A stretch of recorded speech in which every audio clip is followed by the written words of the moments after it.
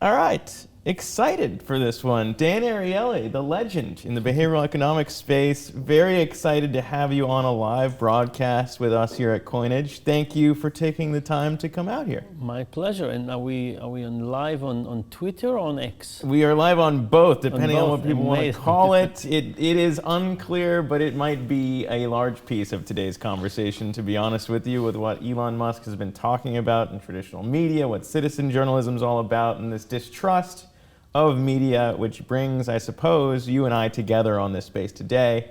For those who don't know Dan, a legend in the behavioral economic space. We were talking before this when I was studying at Harvard and really exploring behavioral econ. It took you like 5 sentences to get to the fact that Well, the reason being is that there are a lot of people in the industry, right, that study there, that talk about a lot of your findings there. And so we're going to get into those, and of course, and just to say that the world of crypto, one of the exciting things about social science is that life keeps on changing, and there's always new things to study. And crypto is creating some really amazing opportunities to study things that we never thought could exist. Yeah. Trust is one of those things, but partial ownership is another one. I mean, there's all these elements that make this world incredibly interesting and exciting. Yeah, and I mean, obviously, that's kind of where we met. We rekindled on the road. You were talking about trust, you were talking about kind of behavioral economics, and I was out covering crypto. We bumped into each other. I told you about what we're working on at Coinage when it comes to a community-owned show and what that might offer when it comes to trust online and in reporting. And I think it's been fascinating to kind of dive into this experiment. You were also, I think, one of our first minters as well. I don't know if you lost your seed phrase. I don't know if you found it, but I think it might be lost for forever. I lost it. I gave up at some point, but at some point I'll find it. We'll figure it out. By the way, not easy. That's another amazing thing. There's lots of things that people think about crypto. Yeah. But one of the things that I think is not as clear to outsiders is how much trust in yourself you need. For real. Just imagine that banking said to people, if you lose your password, that's it. Your money is gone forever. Like in almost everything, password regeneration is, I don't think people thought about it from the beginning. It just became clear that it's a real need. Yeah. That the number of people who probably forget their password for all kinds of things is very, very high. And now you say, let's create a system where if people forget their password, it's gone forever. It's kind of an amazing thing to get into. It is. And I think, again, as even before crypto existed, right, your research dove into kind of, for people who don't know the background of the research, is kind of why we make the decisions we do. Mm-hmm. That's what's kind of fascinating for me as kind of, an economist background looking at it. Some people might say it's behavioral science. Some people might say it's psychology. There's a lot of different ways to, I think, look at why we make the decisions we do, and particularly with a financial lens or a crypto lens, that's kind of guiding this conversation. But you're out with a new book, and for those who didn't, know you before from Predictably Irrational, which, is a great book diving into these topics, you're now out with Misbelief, which is kind of talking about trust in general. Yeah. What prompted you to tackle this topic with a new book, and kind of what's the main thrust of what you're trying to put out with this one? Yeah, so the motivation was complex. Think back to the first few months of COVID, and I think it was very clear that social science was very needed. And here I am answering calls about work from home, teaching remotely, releasing prisoners, how to give people money, a million things. And I feel I'm kind of the most useful I've ever been to society. I'm just trying to help. So March, April, May, June, July, it's all COVID all the time related. I get an email that says, Dan, what's wrong with you? How did you become this way? And I answer very quickly, what do you mean? And I get a list of links, and I'll just describe one of them. In that link, it showed pictures of me in hospital, which is true. I was badly burned. That's why I don't have hair on this side, as you know. Most of my body is covered with scars. So it showed pictures from that period. It says I was 3 years in hospital, both true. And then it says that because of that, I started hating healthy people. And that's why I joined the cabal, Bill Gates, the Illuminati, to try and kill as many as possible with the pandemic and then with the virus that will come. That, by the way, is not true, in case you're wondering. And my first instinct was to correct those people, just to go on the record and talk to them and correct them. But then I had a thought I was very proud of. I said, let me consult some professionals. Let me talk to some people who really understand this area. And I called some people, and they all said the same thing. Don't touch it, don't talk to them, ignore it. But as much as I was proud that I went and asked for this advice, I couldn't take it. Yeah. Well, I think it's really hard for anybody who's kind of been in that. I've been, there have been attempts to cancel me before, you know, and anytime you see a narrative start to take off that's not true, you kind of feel helpless. There's not a lot you can do. Very helpless. But anyway, I went in with vigor. I called people up. I invited people to meet me. I joined Telegram, online Zoom discussions, a million things. And it took me a month to give up on that. It was a terrible month. But then it also made it clear how big the problem is, because somebody believes whatever about some politician. But if I sit next to across from somebody and they say, here is what you are. And I say, no. And here's evidence that it's not true. And here's my calendar. And here's all kinds of things. And they said, no, you're still that person. There's something much, much deeper, but that denial that is this. So then I spent the next 2 years in some of the darkest corners of the internet, discussing with about 20 misbelievers on a regular basis about their view of life. I gave up on trying to convince them, and I just decided to try to understand the psychology. And this book is really about three things. A little bit of my experience. Most of the book is describing what I call the funnel of misbelief. And we all have people that 5 years ago you would look at them, we say, me and that person are looking at the world in the same way, we share a lot of things, and now you look at them and you say, are we the same species? Like, how does it work that we're both seeing the same world and coming to such different conclusions? And the funnel of misbelief at the end of the day says, you are the same people. There was just something very important that happened to them, that they changed them. It could happen to you as well, by the way. You're not immune. Well, I don't think anyone is. That's right. And then the last part of the book is really about what it means more generally, which is, of course, the questions of trust. Yeah. But this funnel of misbelief, I would say that the main insight, before we go to the machinery, is that we shouldn't discount those people, and we shouldn't discount their beliefs. It's not that the beliefs are wrong, but they come to fulfill a need. Yeah. And it's wrong to say to somebody, oh, you're this belief. No, they're not that belief. They were in a state of deprivation and stress, which we'll come to, that basically gave them a tremendous drive to try and find a story that will explain the world and why they are in this situation. And we need to understand it's a reaction. It's almost like an autoimmune problem, that it has some logic, but then of course it goes awry in some other ways. I think when you add on the technology layer, right? I think in the book you're talking about, deep fakes also being a thing is kind of where this technology of what's real, what's really happening becomes extremely complicated for anyone to kind of really figure out what's true online anymore. Yeah. So, and not only is it difficult, so let's kind of say the funnel of misbelief has four components: emotion, stress mostly, cognition, personality, and the thing that seals the deal is social. And let's say a few words about stress. So first of all, unconnected to COVID. Imagine two tribes of people who fish. One tribe finds their fish in the ocean, one finds their fish in the lake. Which one has more predictable fishing experience? The lake, right?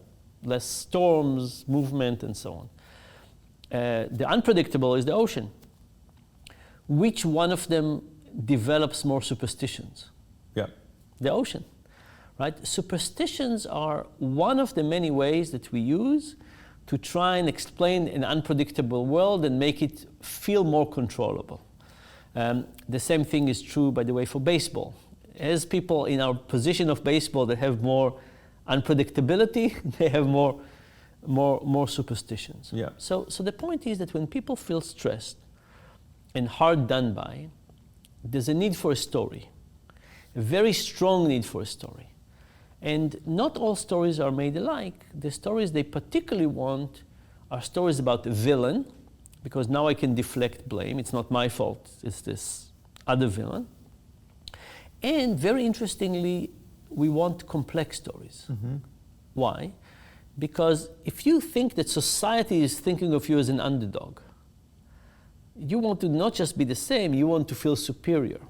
And when you have a complex story, you can say, Zack, you think you understand the world. Yeah. Let me tell you, you just see the surface of it. The real people understand is me. I'm the one who people truly understand. And here is the complex story of you. Have you heard it all about, all kinds of things like that? So stress is the necessary condition. It's the breeding ground for those things. And of course, COVID was a time with unprecedented stress. And another thing that happened in COVID is that usually one of the best inoculations against stress is social support, Mm-hmm. resilience. We're all different homes, we don't see our friends, the level of social support is gone. So Sure. stress is higher, a lot of it for good reasons. Stress is higher also for some not so good reasons. Think about the way we consumed information. Masks, yes, no. Surfaces, yes, no. Like the confusion and the lack of clarity about what we know and didn't know is an additional aspect. Plus no social support opens the gate. Let me try and thread those needles then in all of this, because you've raised, the stress elements. Obviously we're post-COVID now, but I think, if you reflect on today's world even 10 years ago, the idea of, the rise of social media and confusion there when it comes to true trusted outlets or fact, the world looks incredibly different just going back 10 years. There are so many other sources of information. Anyone can post anything. We're talking right now on a live space. There's a lot of different places people can receive bad information. Yeah. At the same time, I suppose that's a good thing because you have a bunch of conflicting opinion, and theoretically that should be better for society.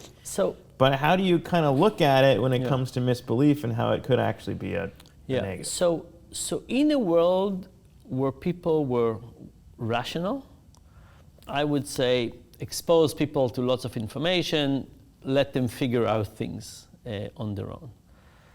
But in a world in which people are not that rational, and in a world in which people are stressed and they want to find an answer, and they want to find one soon, and we don't have time, right? It's also like if you compare now to 20 years ago, we have much less time than we used to. Like even think about technology. Like I remember the days when we go to a travel agent, and in 30 minutes we had flight and a car and hotels.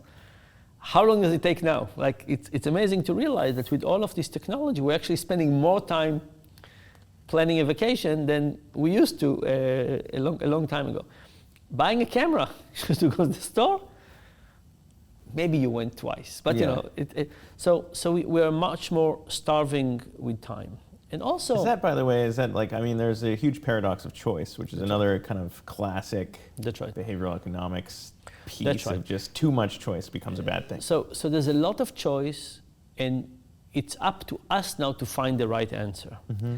So it's not just I want a camera, I want to find the right camera. Now if somebody gives me an advice, I say, okay, I trust you. Yeah. You're the expert.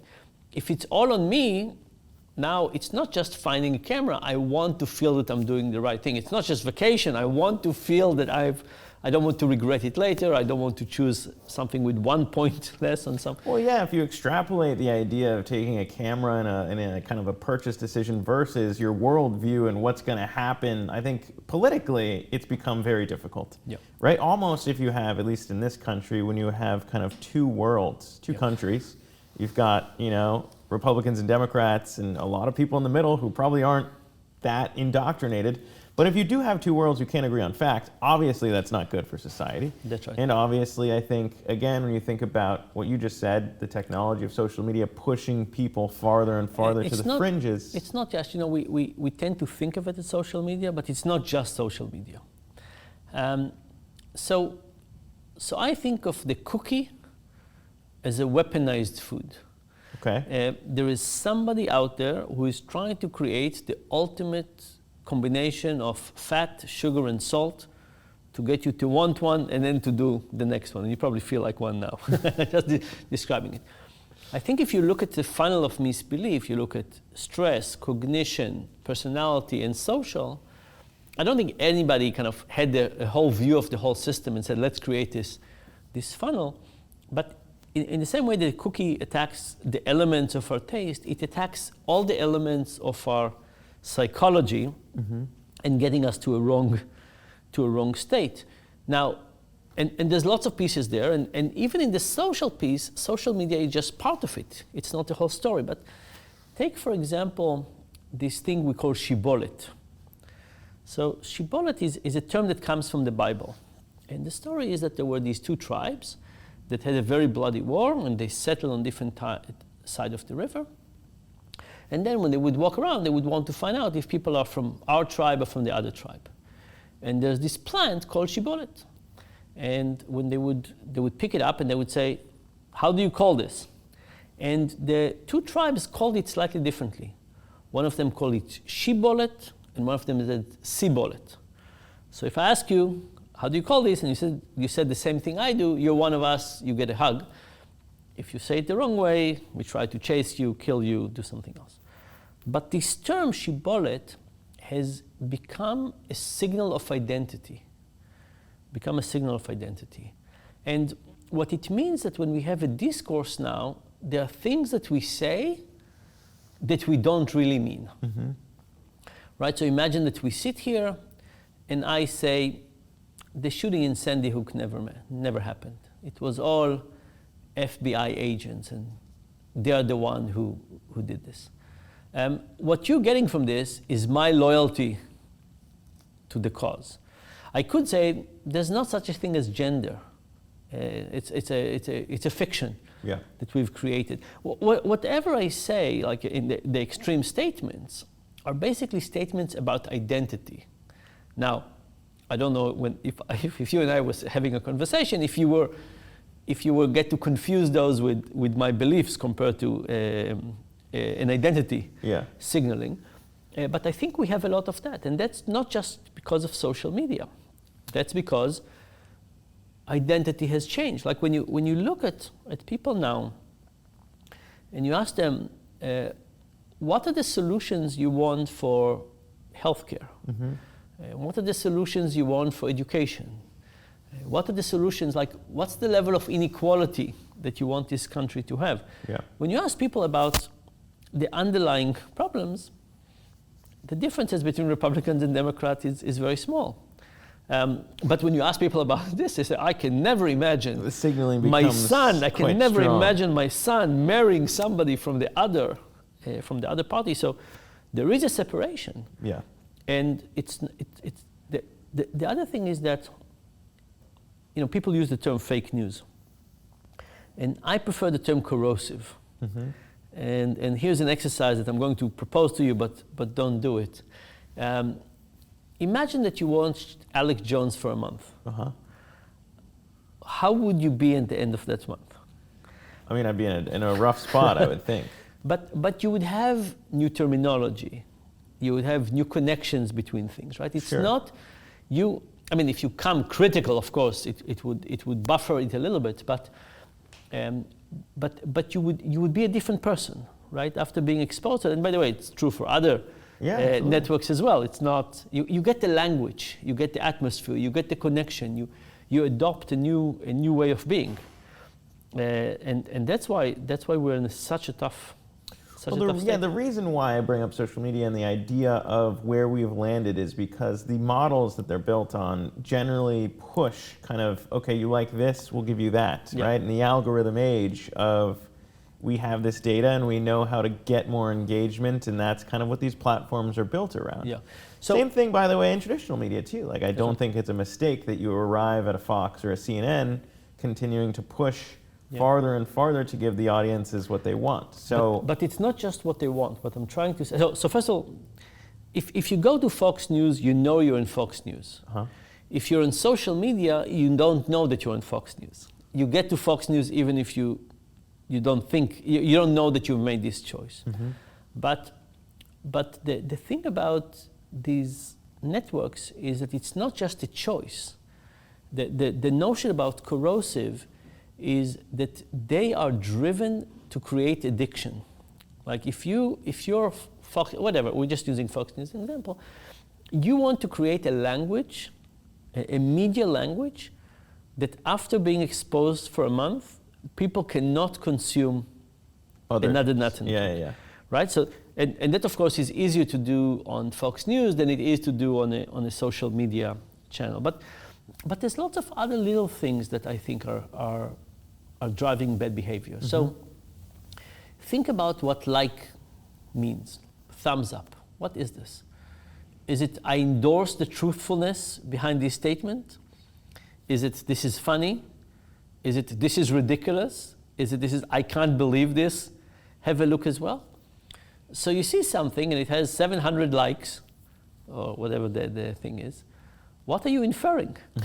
It's a very impoverished language of communication. Yeah.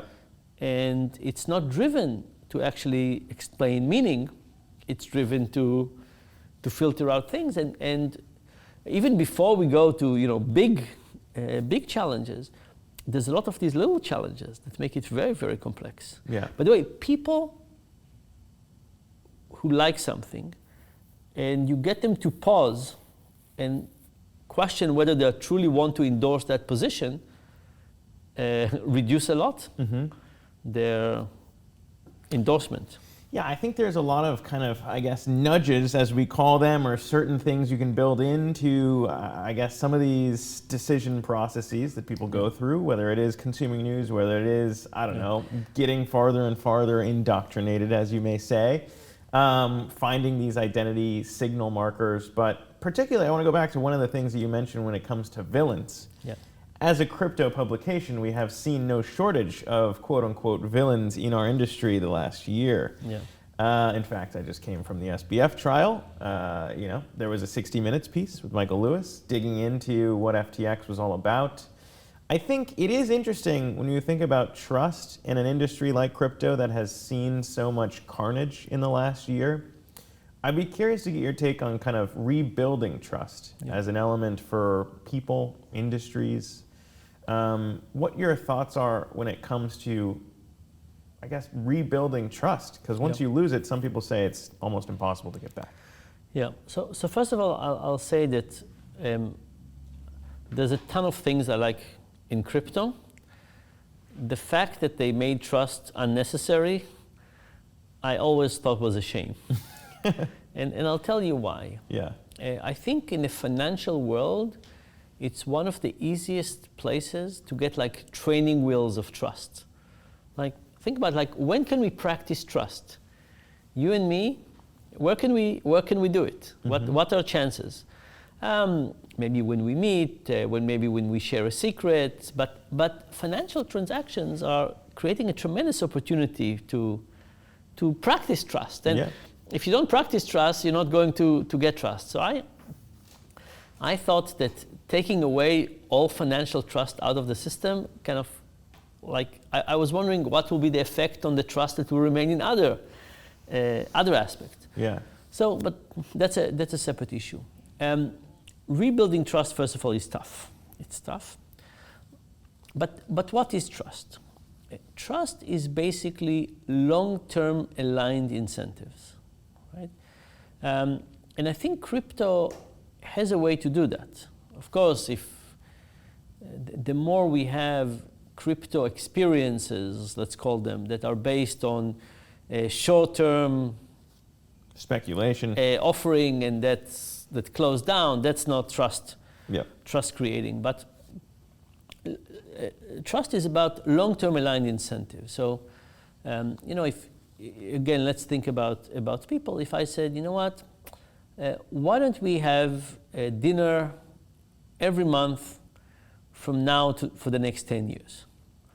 Right? I'm basically saying, look, I'm going to keep on meeting you every month.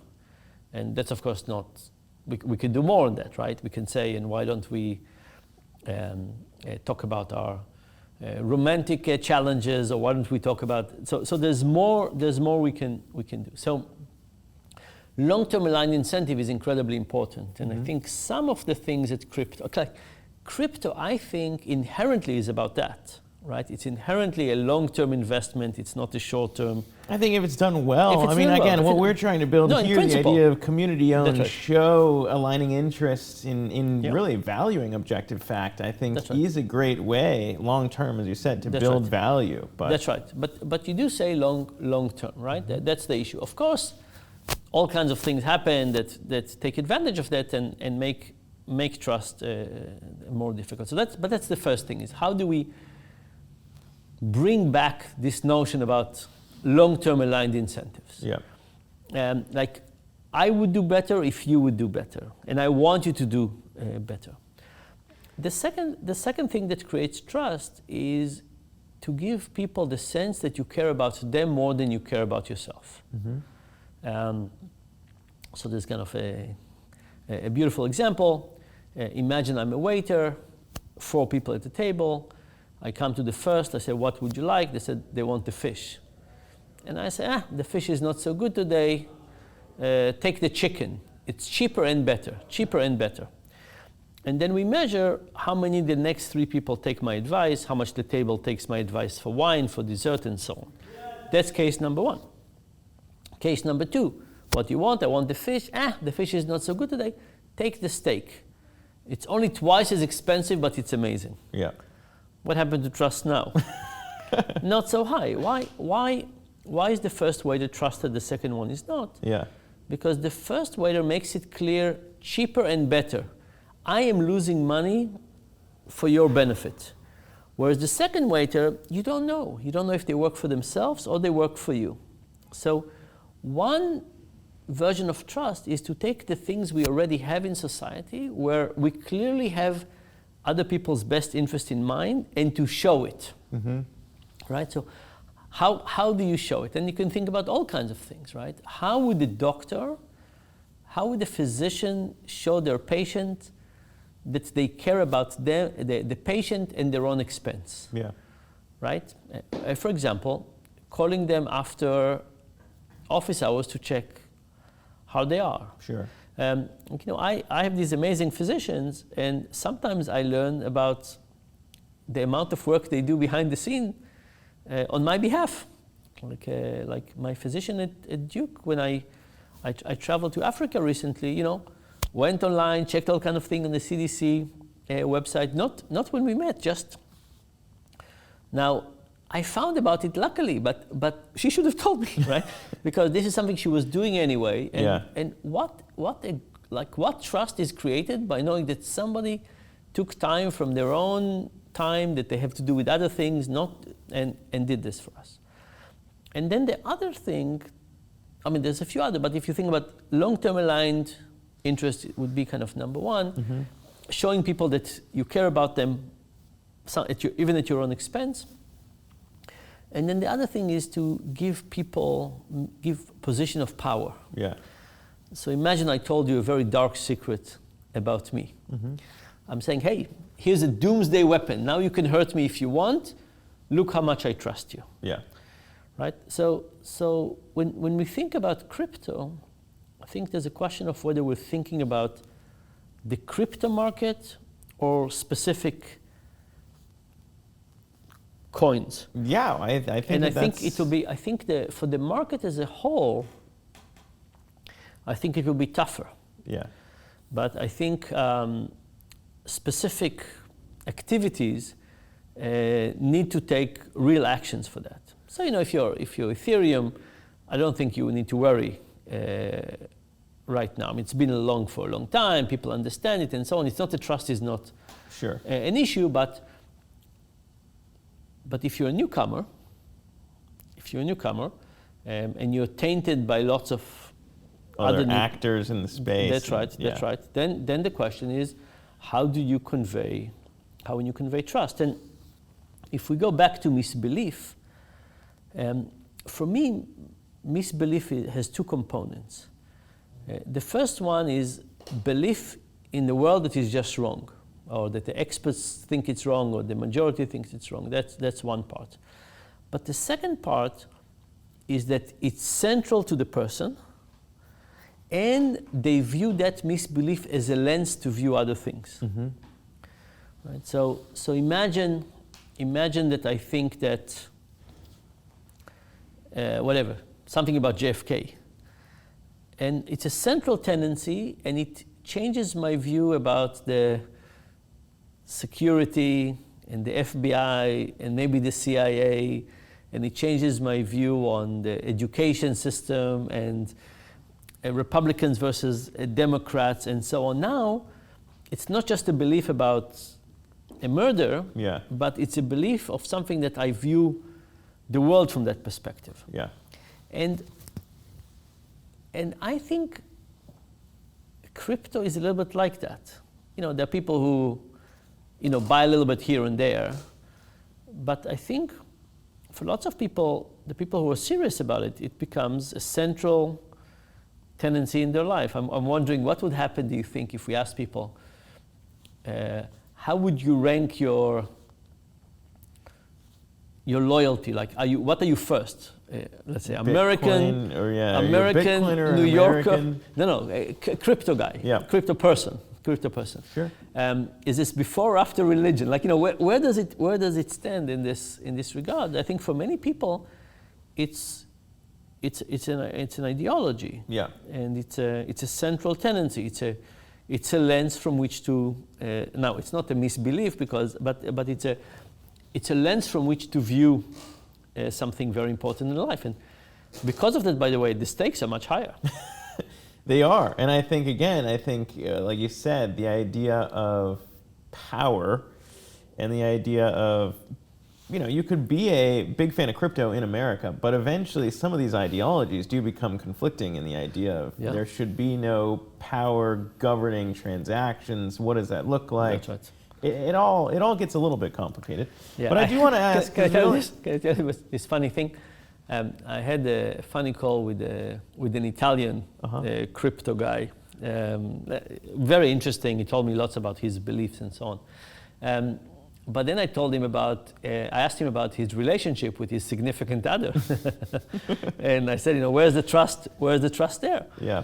And he told me that he took his code, the multi-word sure.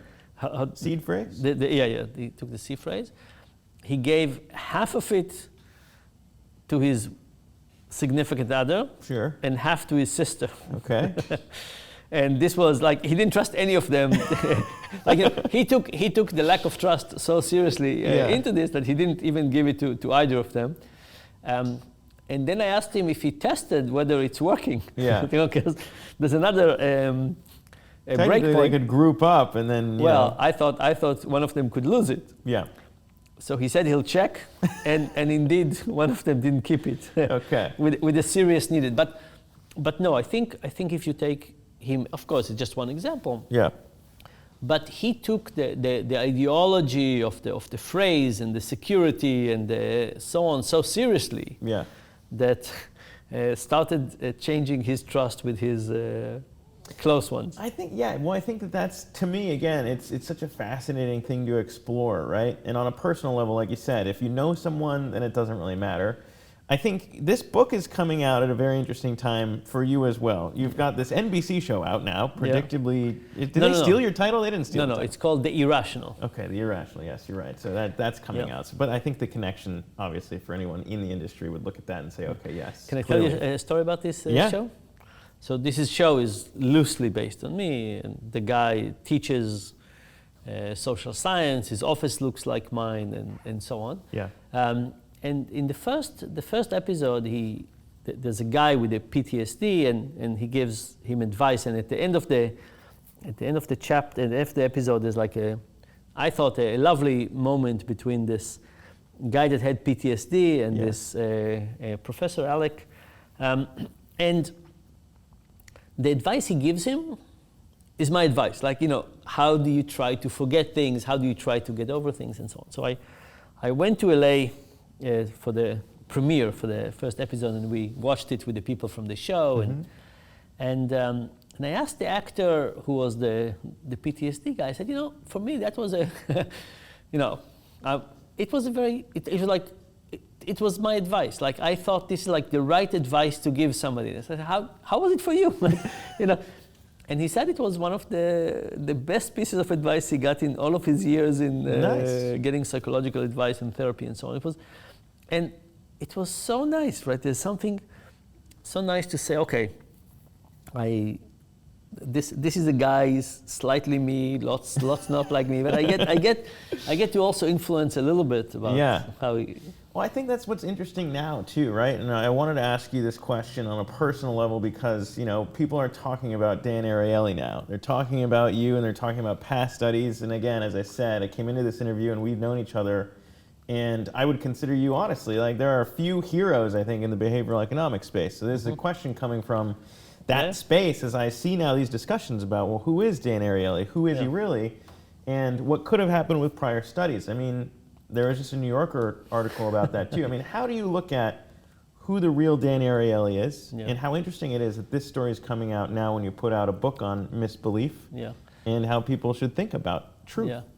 So first of all, there was a real problem with a study that we got the data from in 2007, 2008, and published in 2012. Yeah. Real issue, falsified data. I didn't do it. Yeah. I hope people would believe me. Very hard to find a smoking gun from something that happened so many years ago. I would say that as much as I tried to look for 2 and something years for that, I couldn't find who was the there. anti-smoking gun. Yeah. The things that I know is that I have no interest in doing that. For me, it was a small marginal study. I was the 4th author. I'm disabled. I haven't touched data sets since 2003. I mean, there's no, aside from being an easy target, there's no evidence, and all the evidence there is against that. But that created a lot of interesting social dilemmas. Yeah. A lot of interesting social activities. And I look at them with kind of three approaches. I'm a little bit disappointed and hurt. That's one. I look at them with amazement. And then I look at them with maybe kind of a realization that this is my next mission. My adventures with the misbelievers, I think of it a little bit like Mount Everest. Yeah. Emotionally and intellectually, it's painful and difficult. I got frostbites along the way, lost maybe a limb or two. It wasn't easy. I think the kind of watching the craziness of the accusations and watching the ethics of different people around, I don't hate anybody, I don't blame anybody, and so on. But it's just I feel like it's another one of those intellectual adventures. Like, just imagine that somebody made a fact about you that was so outrageous, but it was about something that happened 20 years ago. And accusations about 20 years ago are as easy to make about accusations as yesterday, but go ahead and find ways to disprove it. Yeah. So it's a very, very strange world. Has it changed, by the way that you think about what you wrote in the book at all? No. I think, look, I think the questions of misbelief are very interesting. And they're very interesting because, again, people adopt a view that is very deep in themselves, right? So people who are, think the earth is flat, that's a central tendency in them, and that makes it really interesting. Mm-hmm. The people who are saying bad things about me in the internet, it's not like a deep belief in their life. It's there's a joy of, there's multiple motivations to do that, but it's not psychologically as interesting. Yeah. It's not psychologically as interesting because, yes, people take people down. Okay, I wish it didn't happen, but there's a reason for that. But well, yeah, like you said, the villain, like the hunt for the villain is alive and well on every corner of the internet, and I think that is. But I will tell you, there's some interesting things about it. I look at my life, Mm-hmm. and I ask myself, what is it about the way that I live my life that gets people to so easily think that I have behaved in a bad way? And there's lots of ways in which I live a very, very strange life. Yeah. And I think that it creates, I think I am one of the loveliest people you've ever met, and I think I don't have any bad intention toward anybody. Mm-hmm. But nevertheless, when people see me from the outside, there are people who are just suspicious. It looks like I'm not hiding anything, but it looks, no, seriously, I think there's something about my life. Yeah. But I think especially it's true for journalists who are have a lens that is suspicious, that they look at everything in life and say, that can't possibly be the story. There must be a game. Now I think we've seen it on the other side too, where bias has crept into almost any story, and that's fueling the idea of, I can't believe you because you have an agenda, or you work for this publication, you must not be telling me the truth. And I think that it's, again, a very fascinating conversation for us all to be having in 2023. I want to give one last shout out to the book, Misbelief, What Makes Rational People Believe Irrational Things. Dan Ariely, thank you so much for coming out here and chatting with us. We could talk for hours, I know, but we got to wrap this here at 2. I thank you very much for coming out here, sir, and hopefully we can have you back at some point. I would love to. Right on. Dan Ariely, everybody, thank you very much. Appreciate it.